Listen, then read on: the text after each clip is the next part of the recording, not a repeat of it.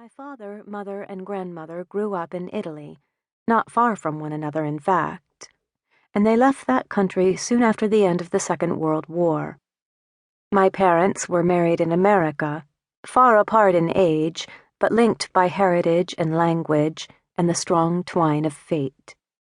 I should say, too, here at the start, that I have always been a strange soul.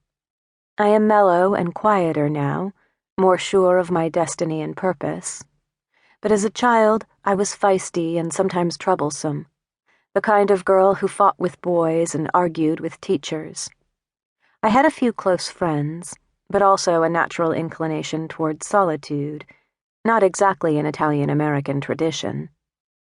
We're a gregarious people, fond of social clubs and the hairdresser, card games, big families, meals with cousins and aunts. Not me. In high school and college, I never even had a boyfriend. Not a real boyfriend, in any case. Part of that was because of an intense shyness about romantic relationships that for many years fit over my head and shoulders tight as upholstery.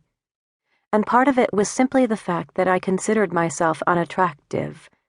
Though I hoped one day to have a husband, and though I always wanted very badly to bear and raise a child, I was sure for a long time that those things would never happen.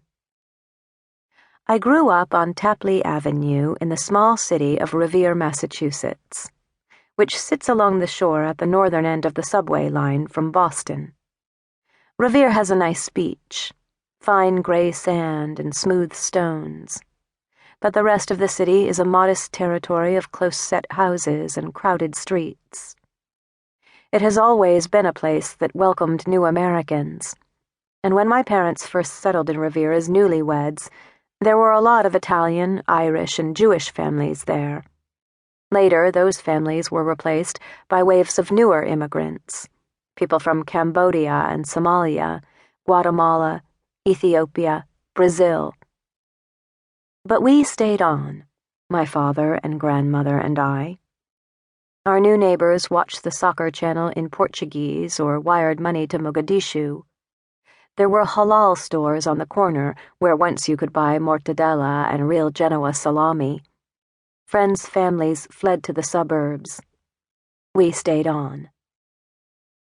From the time I was a little girl, living a 10-minute walk from St. Anthony's Church, I started to have what I thought of at first as spells.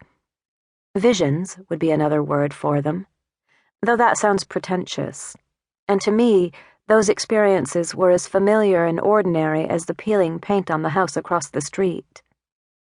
Whenever those spells or visions came over me, I'd feel like I was being carried away on an internal wind, a kite lifting up, rocking and tilting and sailing happily there out of reach of the everyday world. It was like traveling inside my mind to another planet. Maybe that's why I was so content for so long with my plain exterior life, with our simple routine, no trips, no adventure, no romance. We had a small backyard, a swing set there when I was very young, and then, later, an oval swimming pool above ground. My father, 53 years and 1 month old on the day I was born, worked as a mechanic in the garage where the MBTA buses were repaired, and my grandmother worked at home, cooking and cleaning, gardening and praying.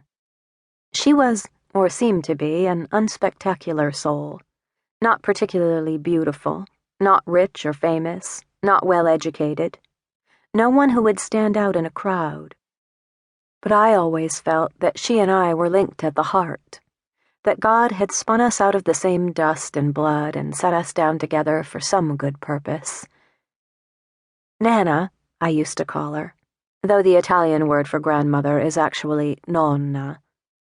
And as a young girl, I spent hours and hours with her, conversing in 2 languages at the kitchen table, watching her prepare meals, eventually, like all old-world girls, learning to sew, clean, and cook. She was short and round, with a bun of gray hair and beautiful green eyes, an unselfish woman who denied herself many pleasures.